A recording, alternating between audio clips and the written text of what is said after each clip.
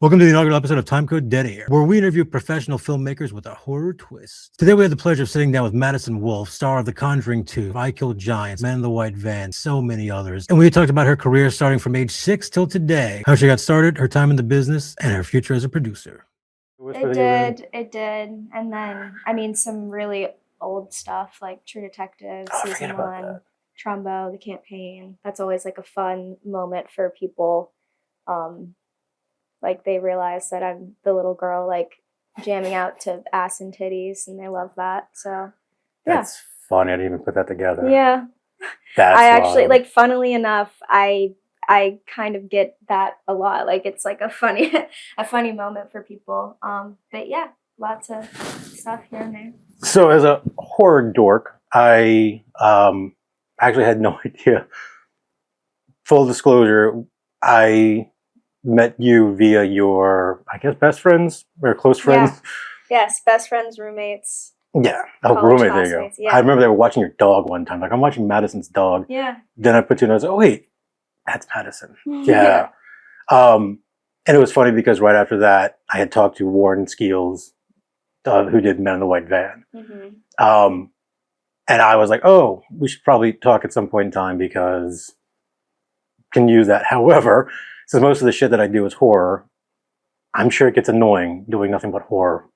Yeah. Yes and no. I love horror. My only caution, I guess, is that it's not the only thing I want to do, right? Like it's no secret that I am very much involved in this world of horror and thriller, and I do love it. I think it's so fun. There's so much to play with. It's so emotional, which is great as an actor, but I just, I don't want to be limited to that. Yeah, and so that's kind of what's cool about what you're doing right now. And I had never watched it until recently because I was like, oh wait, there's a show out right now. And yet you die yet again. I know. It seems like no matter what I do, no matter the genre, I'm always like dying in some horrible situation. Like I just always go through it. And so what really, your first thing was True Detective? Was that the first thing you were? The first thing that I ever did was On the Road with Kristen Stewart and Amy Adams, and that shot here. And I think I got cast in that I read for it when I was about 6 years old for Liz Coulon. Wow. I have a youngster that's 5, and I'm just like, he's barely capable of doing anything. Yeah. So that's impressive. What made you get into acting? It was really accidental. I was at Audubon Park, and a local performing arts school had a promotional booth up for the kids. And actually, I was with my aunt, and she was like, "Oh, you're so gorgeous. You should be a model." Like all aunts are. And I was like, "Well, I don't know about that, but like this acting and dancing and singing, like those classes sound kind of fun." And my mom and dad were like, "Yeah, sure. Like you can take some classes, and it's a fun little extracurricular activity after school. It'll help with your memorization and your public speaking." Like never, ever thinking anything of it. And then I started taking classes, and eventually the teachers at the school were like, "You're really great. You should try to get reps. You should go to LA, do the whole thing." And like by some miracle, my parents were like, "Okay, sure. Like, why not? Let's try it." And then I got signed fairly quickly. And yeah, I was about 6, and it was within a year or so I was working. That's wild. And I'm sure you're sick of talking about it because everybody asks you all the time. No, you have to do not. It's cool. It's such, at the time I like, probably up until I was like 15, I really don't think that I had a true grasp of like what I was doing and how unique it was and how unique my situation was. Just like kind of falling into it, falling in love with it so early, and then also being able to stay in regular school and like kind of split my time back and forth, but still like was able to do what I loved. It didn't hit me until later like how cool that was. So now I don't really get tired of it because I'm like, I have such an appreciation for how it happened, Yeah. Well, and it's funny. It's funny because I have a horrible transition where I say it's funny, so I'll probably say it 32 times right now. Okay. There's got to be some sort of like, is it a support system that helps out whenever you're that young and having to do all those things while still in school and trying to do all that? Yeah, absolutely. I mean, that's really, I feel like, what it comes down to. I mean, in my situation, I was just so lucky to have parents who and a family who encouraged me to try everything. Like acting was not like the only thing that I tried. Everything you could think of, I did it. Like when I was super little. Sports, soccer, volleyball, cheerleading, gymnastics, horseback riding, karate. Like I tried everything.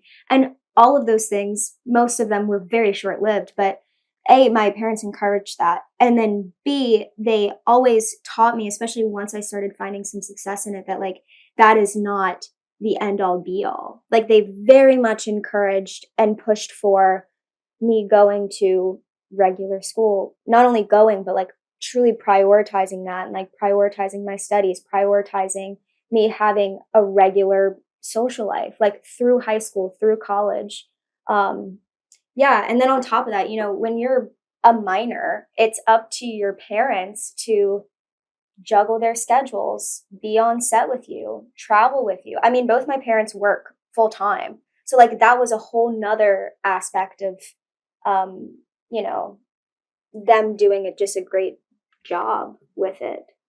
So I'm sure you're sick and tired of, because I mean, it's reprising your role recently again for that. I one of the things I will flat out say is that I never realized that the Conjuring had you in it because you came off as naturally as a British youngster. Thank you. What was that, Atlanta or something? That like, where did you actually go? Or did they just ask for you to audition for it? Or how that was just a self-tape. Oh, really? Yeah. So I've been studying under and taping with the same acting coach, Nicole Beret. She's very well known here, honestly, throughout the entire market. She works with a lot of really amazing talent my age, a lot of girls. But anyway, I was taping with her. It was like any other audition, and I think I probably did 2 self-tapes for it. And then eventually, once it got close, they flew me out to LA. And I think at the time, they had some concern about the physical appearance, because obviously in the movie, I looked very different than what I looked like at the time. I mean, in real life, I was blonde, blue-eyed, American. And then in the movie, obviously they cut and dyed my hair. I have fake contacts. I have fake teeth. I have a British accent. So when they flew me out to LA for that final round, and I knew that I was going to be meeting with James Wan, and I kind of knew that they had this concern, I ended up going sort of in character. Like I dressed very 70s. I had this old wig from a different project that I did, and I went to the meeting and I spoke in a British accent like the entire time, to the point where James Wan eventually was like, okay, like what do you really sound like? So yeah, it was like a fun process, but it started out like any other self-tape. That's so interesting. Mm-hmm. Me's not saying it's funny. Sorry, I always. But it's interesting because I'm so, and everybody is. I'm not the only one. So sick of the EcoCast system right now, because it takes away a lot of the audition. It takes away that whole getting to know the director and getting to feel what they want. And so it's kind of funny that was a self-tape that actually led to it. Yeah, it's actually been that way for most of my career. I mean, in the early days, when I was doing really pre-Conjuring, most of that stuff was local to New Orleans. So that's when I would go in for, Ryan Glorioso and Meg Lewis and Liz and all these people. But after that point, it's all been self-tape, with the exception of, you move forward and then for a chem read or that sort of last studio test or whatever, I'll usually go in person. But yeah, it's a love-hate relationship. It is, because it makes it so much more accessible, which is great. And we're in an age where like it's so much more competitive because it is so accessible. And there are certainly downfalls of like you don't get to have that initial in-person contact and all of those things. But it's also like how great that we can be in New Orleans or in Mississippi or anywhere in the world and like not be so limited to having to be in LA, you know? 100%. I had someone, she did a Samsung commercial recently, and that was out of Korea. And it's like, yeah, you're in LA and you can read because you have to go to that. I guess you said like it's accessible. You can read for anything, you can do whatever. And the only issue I ever had with it is that you get so far, and then when it is time for a chemistry read and you do it and it's nothing like they wanted. And so it's just kind of a letdown. You have to explain like, no, it's not you, but it is, because unfortunately you went and read for it and they didn't want you. Yeah. I mean, it does suck. I've had my fair share of situations like that. And, you know, unfortunately, it's just like the name of the game. Like if you want to do it, it's just something that you have to sort of deal with and get used to. It doesn't mean that it doesn't like suck, but it's just something that you kind of have to, I feel like, prep yourself for.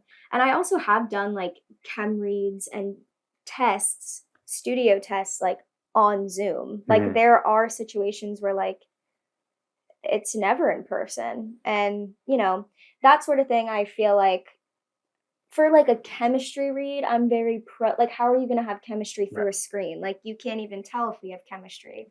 But yeah, like I said, it's like there's good and bad stuff about it. Yeah, and the industry is just dog shit right now. So it's not just that it's accessible, it's that it's accessible with a ton of people, and there's so little going on that there's a huge glut of people going for the same role, and it's a nightmare at this point. One of the things that I always notice is that whenever the industry is in a downturn, the best thing to do is do something yourself. Yeah. And it seems like you've kind of started doing that. So I guess my question is, you started with acting, kind of just happened.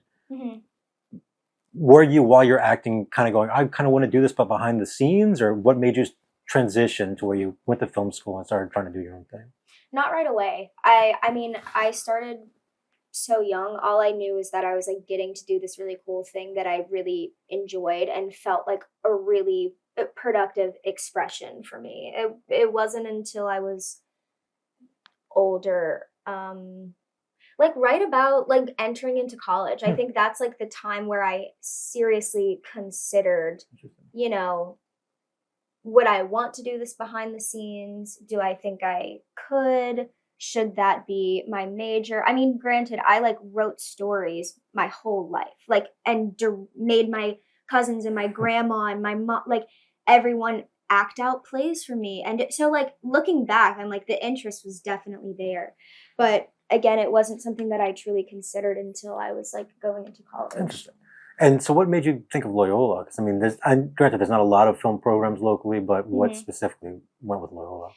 Well, to be honest, I liked the campus. I liked the area. I knew I wanted to stay in New Orleans because oftentimes when I film, I have to leave New Orleans, right? Yeah. So like, I knew throughout college, I would kind of want, you know, my community and I would want to be home when I'm not filming.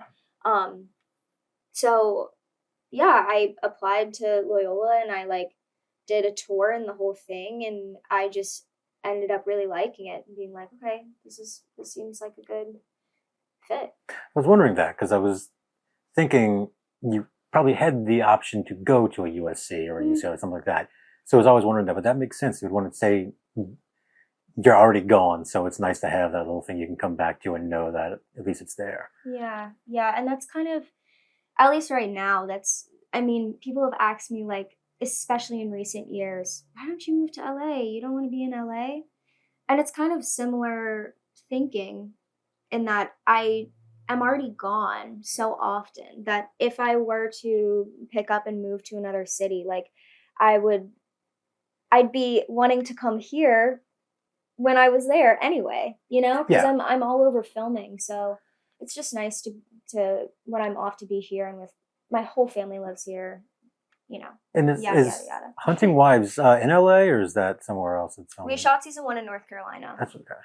Because that's another thing is, as the the variety of places. I mean, they're shooting all over the place right now. Exactly. It's kind of, Louisiana's kind of centralized. You can go to the East Coast, you can go to the West Coast, Yeah. and it kind of gives you that option as well to audition for Atlanta or for LA or for New Mexico or whatever. Mm-hmm. So it's kind of become a place where you can stay throughout the year and then just hop on a plane and go somewhere else. Yeah, and I mean, at least in my own career, my own experience, I've only shot a handful of things in Los Angeles, you know, like a lot of things are moving to Europe now, like for better or for worse. I've shot a handful of things in Europe, all spread across the United States, Canada. So it's just so sporadic that, again, I don't feel like I have to be in LA, so I'm not going to be for now, you know? That's a really good thinking, because a lot of people ask the same shit. It's like, oh, if you're an agent, you should be in LA. Yes, I should. I'm not even going to say that I shouldn't, but I don't just rep LA. So, Right. like, I need to be local if I need to talk to somebody here. I wish the industry would kind of get better here, but Atlanta, if I need to talk to people in Atlanta. So it does kind of give you that option. It also is a little bit different being acting and entertainment, because a lot of the artists that I rep, we have shit all over. So it's an interesting dynamic to just kind of look at, and I'm glad that somebody else kind of sees that, because it is definitely something that people always tell you, you got to move to LA, and it's not always the case. Yeah. And then, since you were here, you went to school. What, I guess you've directed your own film. Mm-hmm. You've produced a couple. Mm-hmm. What is your long-term position that you're trying to go? Or are you just trying to get your hands on everything? Well, if you would have asked me that question like a year ago, I would have said with certainty producing. I do think that it's a strong suit of mine, and still I really like it. But then I directed my own movie and I loved it. So I don't know. I'm kind of open to anything. I know that I want to continue directing and like direct again one day. I feel like, you know, maybe between the two, often they can and do go hand in hand, directing and producing, I feel. So What made you decide directing? Like, what was it about directing? You're like, oh my God, I like this. I think it was a lot of things. For better or for worse, I'm someone who I feel like I do really well in like a position of leadership, especially when it's like carrying out my own vision. And I really enjoyed that. Like some people are great at it, but they don't like being in the position where you have to make all the decisions all the time. I loved getting to work so closely with like my other department heads to like also make those decisions. I loved that it was so collaborative. I loved like analyzing every single performance and getting to talk to actors on like the flip side. You know, usually I'm the one receiving the direction and trying to carry out someone else's vision. So I just loved getting to do the opposite of that. You know, like I liked being in charge of like what this project creatively was. And that's a perfect transition to a question I did have, which is, you've had some good directors. You've probably had some bums that you don't have to name, but I'm sure there's some. Does that help whenever you're doing your own projects, as far as you know kind of what to do and what not to do from what you've experienced? Yeah, absolutely. I mean, that's the only thing that I can do is like think about my own experience and how I felt again on the receiving end and what I really liked and what worked for me, and tried to emulate that in my own way. I think more than anything, the greatest directors that I've worked with always sort of have one thing in common, which is that they have a really fantastic attitude in the way that they lead.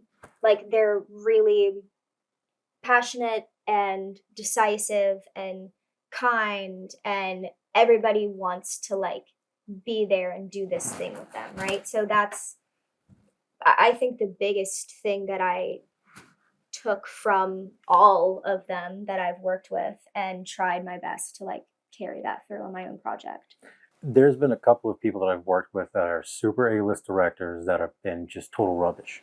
Mm-hmm. And then there's other ones that it's their first or second time have been amazing. Where were you kind of feeling that being around other people in your school, kind of? Because I mean, you've been on the producing side. Do you see that a lot of times where you want to be like, "We're gonna do it like this," and then, but you just don't say anything, or you do try to like help them out in that way? Mm, I think not really on any of the projects that I've produced or been on set for, like, firsthand, because all of those projects were, created and directed by a lot of my friends who I think are super talented and all have their own style and unique vision and didn't necessarily need my help at all carrying it out.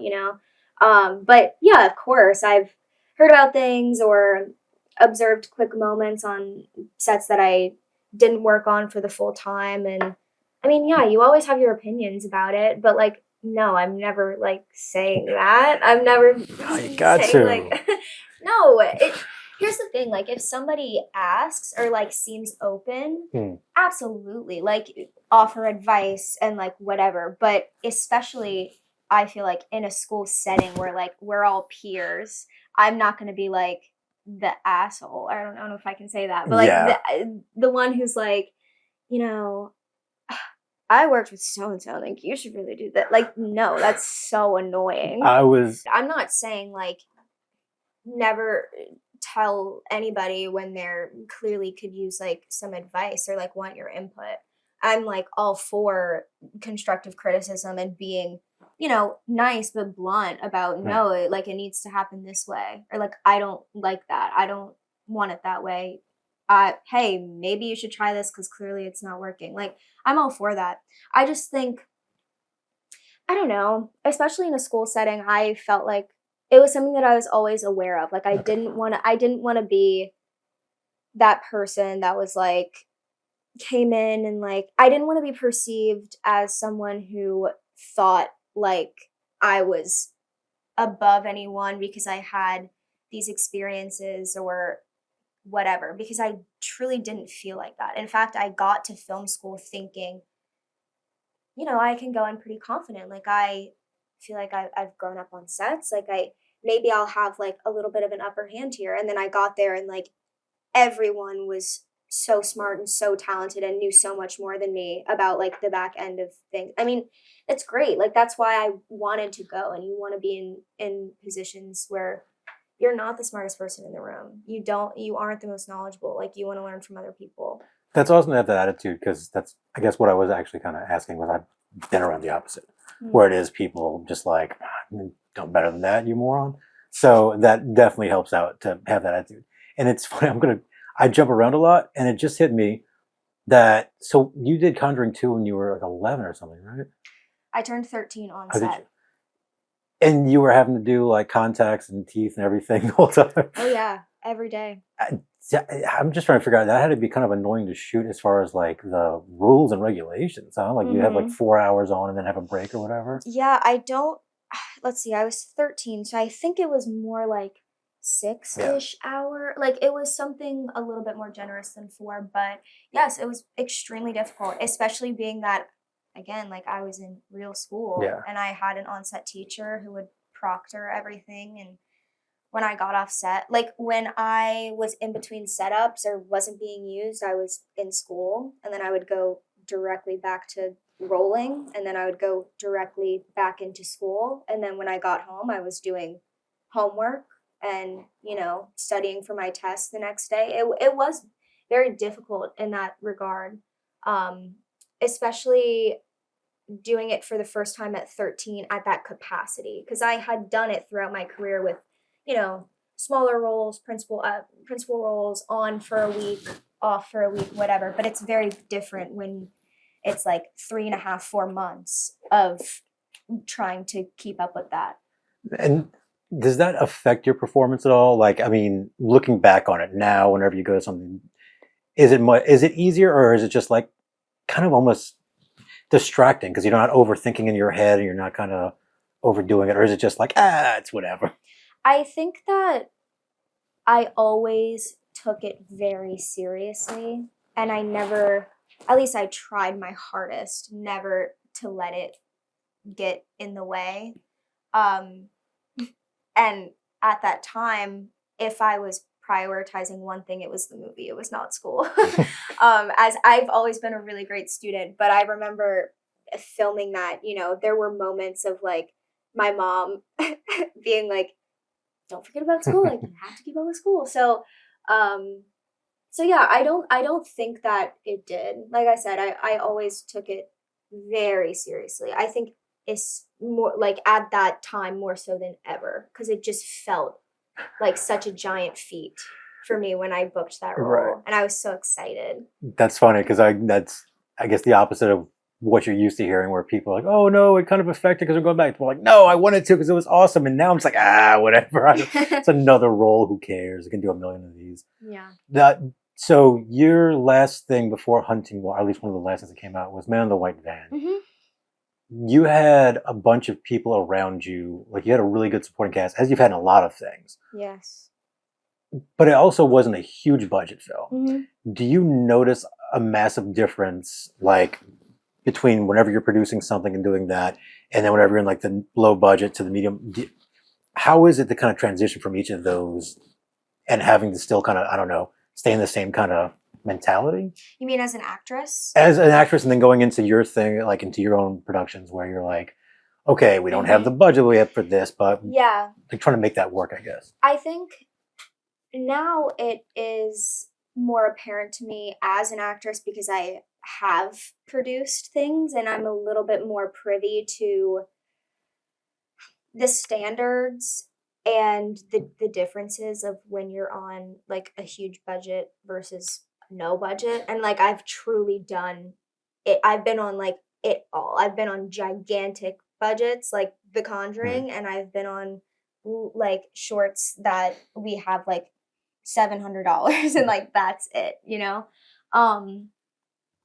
But I mean, I think the biggest difference is just having at the higher level you have more time. It's more I don't I don't want to say more relaxed because it's never fully relaxed and you never fully have enough time no matter how much money you have, but there is a certain comfortability at that super high level that you know making an indie film is just like you're really just like bootstrapping and like trying your best to like push it together and like constantly just like crawling and like praying that things come together in the way you're thinking, and you're cutting a lot of corners and deciding which corners to cut. But I think that makes it kind of fun. There's a fun it is. It's like you have to try a lot harder, I think. Does it ever annoy you as far as like, because yes, 100% you're right about Mhm. that. A lot of times, whenever you're trying to sell something or something that is low budget, Mhm. people like have to attach whatever like that. Does it get annoying, or do you have a bunch of people constantly just like, come do this, come do this, come do this, and you're just like, oh, that's cute, but I like need to focus on other things. Mm, I wouldn't say a lot. I mean, I'm always intentional about that sort of thing and what I do. And I never the budget of a project is not very often like a concern of mine necessarily. It's really about, you know, do I like the story? What are they asking me to do? Like is it an acting thing that's been a bucket list item, or is this a really good producing opportunity? Is it a good opportunity for me to learn? Do I really love the people involved? So, I don't know. I try not to be really motivated by budget. It's just about like honestly what feels right, you And know? so, as far as bucket list stuff, is there Mhm. anything still on there that you're like, man, I wish I could have done that, but you didn't get to do? Oh, yeah. Are there really? Yeah, I mean, the list is like forever long. I would love to do just like some real gritty drama. I think that's an area that I've always loved. Even like drama dystopian world. I would love to do yeah, I would love to do more TV. I think I and from an acting perspective, I'm really focused on that right now because that's sort of the only thing that I haven't done is like be a series regular on TV for like a whole season. So that is like an exciting prospect to me.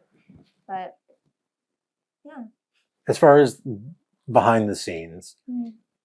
what I know that you talked about directing before, from a producing level, what do you think makes you a good producer? Like, what kind of stuff are you? You had said before that you think you can produce really well. Mm. What makes you kind of go towards a certain project, or makes you go like, oh, I can do this, I can focus on this? Well, I think as far as like coming onto a project, again, I like come from it similarly to how I approach like taking acting jobs. Like it's just like, am I invested in this story? Like, do I, especially when when I have like my producer cap on, I'm thinking, do I align with this style and this aesthetic? And is this something that I feel like I can really help the creator like carry out their vision, right? So it's not just like, oh, as an actress, like, do I fit into this puzzle? Like, am I good for like this one little piece? But rather as a producer, it's like, could I help this entire thing like really come to life? And I feel like I I think I'm a good producer because I'm also very logical.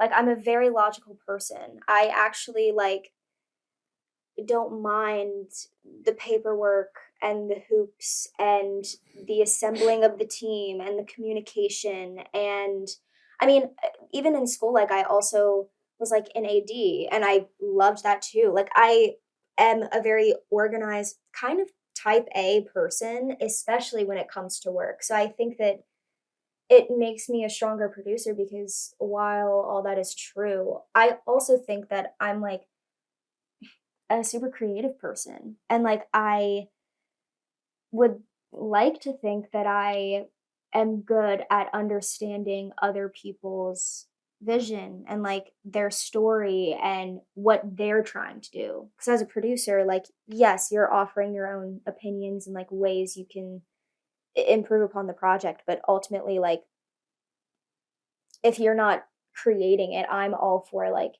being like, okay, what can we do to like give you what you want, right?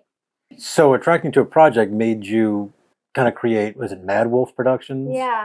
Yeah, so I started the company in 2023 and the first project that we shot was um a short called The World Is on Fire and I Just Want to Dance, and then very quickly went into pre-production for a handful of projects, including Acorn, Iowa, which I wrote, In the Light of a Miracle by OJ Parker, that's premiering at NOFF, um, Echoes in the Heat, Gracia Sophia, and High Wraith by Kaylee Jacobs. So we kind of had like a little team going from school and all kind of just like rotated positions and all helped out on all of each other's projects. But so yeah, we have all of those in the can, done, either doing the festival circuit or just finished the festival circuit.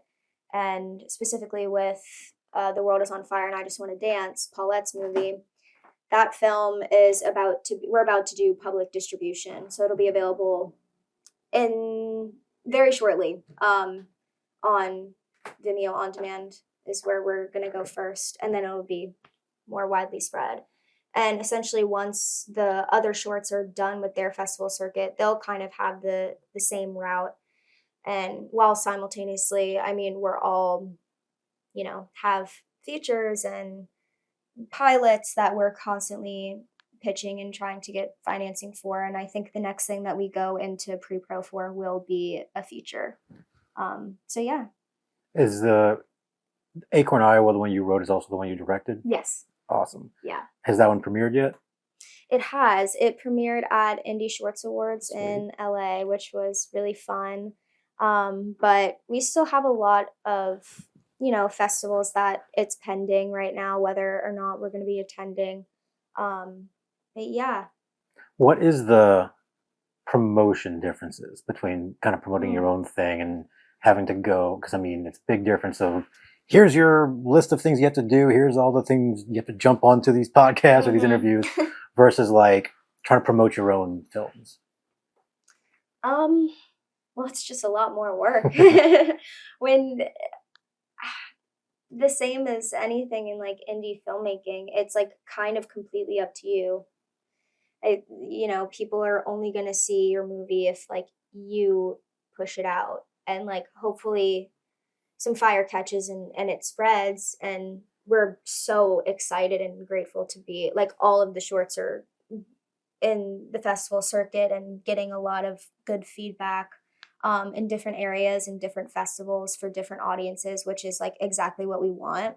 But yeah, it's more all encompassing. And actually, Kaylee is like my right hand when it comes to, she's like so great at social media and like marketing and all that stuff. So she and I collaborate a lot when it comes to that. But yeah, it's just honestly like pushing out as much focused content as possible. Like we're not like throwing a bunch of shit out there, but it's as much as we can do as fast as we can do, because that's like how social media works. Yeah, amen to that.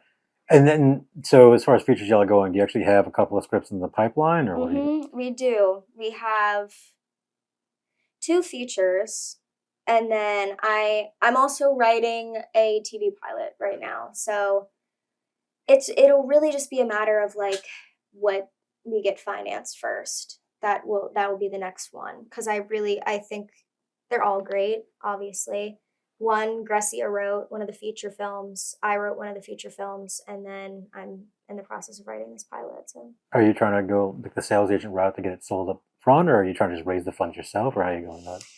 well, at the moment, it's more raise the funds ourselves. That's kind of where we found, obviously, the most success with our short films. I feel like that's a little bit of an not easier. It's not easy. I want to completely, retract that statement. But a more accessible, realistic route than like right off the bat. Okay, we've all, done a few short films.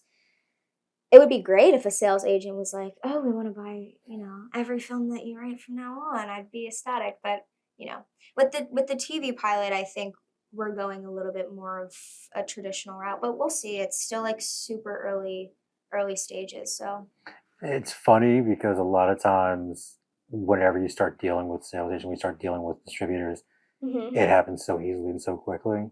And trying to find money is so goddamn hard. It's really hard. I mean, yeah, it's the hardest part. Like, if everybody had money, everybody would be doing it, That's a good way of looking at it. Yeah. And so, whenever you're pushing the things, are you trying to direct one of these, or what's your overall goal for that? It's like if somebody says next year, where do you picture yourself? That's a good question. I hope that like by next year, to answer your initial question, like ultimately producing, possibly acting in the projects as well. I would direct, especially the feature that I wrote. I definitely would direct it, but again, like it's so dependent upon if somebody did come in and say, "We'll finance it, but we want someone else to direct it." Like I'm also not opposed to that, you know? So yeah, I don't know. But in the next year, I hope that I will be like at least getting ready to shoot one of these projects that we're working on right now, and like fine tuning and still in the writing process. So the stories you're trying to tell, what are you kind of focused on whenever you're getting in, like whenever you're looking at something and going, I want to write this down, or I want to produce this or make this. What kind of genre, what kind of stories are you looking to tell? Yeah, well, in the stories that I'm interested in storytelling in the way of like writing and directing and stories that really like ultimately come from me as far as putting pen to paper. It's a lot about teenage girls in like messed up situations. It's a lot of like dramedy. I'm really into that right now, of like dark comedy, satire. It's some thriller stuff, psychological thriller. But yeah, it's a lot in that vein. And as you saw with like Paulette's movie, I also love stuff like that. I find that it's not, because Paulette's film, The World Is on Fire and I Just Want to Dance, is related in a way because it's this like experimental dystopian story about again like two teenage girls. So yeah, it kind of all over the place, but truly not a lot of horror and thriller, which I think people would possibly be surprised by. You write what you know. It would make sense. Yeah, That's and a teenage lot girl of stuff. times I find like the characters that I write, or often the stories that I want to tell, it starts with like asking myself, what kind of character do I want to play? And like, not that I'm always writing for myself, but you know, I feel like I've been acting for so long. There is so many like bucket list things that like I want to play in this world or play a character like this. Then this goes back to what you said earlier. It's like, okay, well, if it's not happening right now, the project doesn't exist right now, I'm not auditioning for it, or I'm not booking it, then I'm just going to write it myself and, you know, get to have a hand in the creation of that, whether or not I end up actually acting in those projects or not. You've done a lot of stuff that is just out there. Like Man in the White Van is you getting stalked by a white van, basically. Yeah. So if you've not had to deal with those situations, what is your kind of approach to? I mean, The Conjuring's like you're getting attacked by ghosts. Yeah. What's your kind of? Everybody's got their own little thing. What's your kind of procedure towards putting yourself in a position of understanding something? Yeah, I think it's always a little bit different. It depends what the role requires. Something like The Conjuring is obviously a bit more extensive than even like Man in the White Van, which like neither of those situations I have experienced, like thank God, anything remotely close to that. But like one of these characters, okay, it's in the 70s. Well, Man in the White Van is too, but she looks completely different. She's having these quite literally supernatural experiences. So I think the key for me is I always like to find a part of myself like in every character, or rather like simplify the story to like real like human themes. I mean, for such a large part of The Conjuring, I remember my audition scene is the scene where I'm sitting on the swing with Vera and I'm telling her, you know, like I can't sleep, like essentially like I'm so tired. I'm always like tormented. I feel like this outsider. Everyone at school is bullying me, like all these things. And if you just take that piece of it, you're like, okay, that as like a 13-year-old girl, like that I can sort of relate to a little bit. So it's finding those little like moments and pieces and then just using your imagination to expand it. Same thing with like Man in the White Van. Like such an integral part of the story, even though it is, again, in the 70s. She was much younger than me. I shot it when I was 19 and the character's 15, you know. I've never been stalked before. I've never been nearly kidnapped before. But such a large part of the story was like nobody would believe her, right? So it's finding those, and also like she's in high school, like she's having her first kiss. Like I lived through all of that. Like I can relate to that. So it's just it's like humanizing them and then just using your imagination to like expand. I'm just laughing because the Hunting Wives storyline is so goddamn bizarre. Like, Yeah, it is. It's fun. It is. It's just one of those ones I'm like, wait, what? This is so this. I was like, okay, cool. This is fun. That's a little, but so that's got to be fun a lot of times whenever you're reading something like, wait, what? What the? Does that kind of pull you into whenever you actually do want to do roles as far as like reading the script and going like, this is kind of cool? Does that kind of direct you to stuff that you are taking? Yeah, absolutely. But I will say, like, at the time when I signed on to Hunting Wives, I only got episode 1. Did you? Okay. Yeah, so I was really, every week we were like, or like whenever we were getting the scripts for like the new episodes, and we were like, oh my God, like, oh my God. I remember like going into hair and makeup and everyone was just like, did you read the new script? Did you read 107? It's so insane. Like, yada, yada, yada.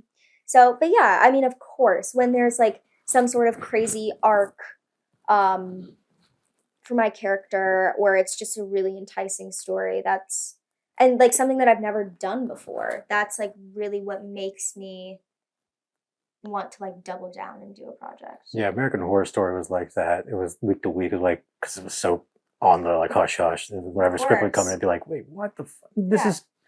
I don't want to say that, but it was just like, wait, this is the direction we're going. Okay, and then it was like, oh, Neil Patrick Harris can do a couple episodes. Cool, let's completely forget what we're doing, and then bring them in. So it was just really weird. Yeah. But it was amusing because like, oh, let's see how y'all fix this because this is going nowhere. Yeah, and that sort of thing is really interesting about TV, and that I think, yeah, it's such a notable difference between TV and film. So I grew up doing like a couple TV projects, but I think my head was I was most familiar with film, and typically, you know, it's like you have the whole script, you know the story. Sure, you're shooting out of order, but besides that, like you're pretty certain of what you're doing. But TV is just like kind of the Wild West in a lot of ways. 100%. Did you know, like, did that always been part of the thing that the whole Conjuring crap would be yell at the end at the wedding, or was that just kind of thrown in there at the end?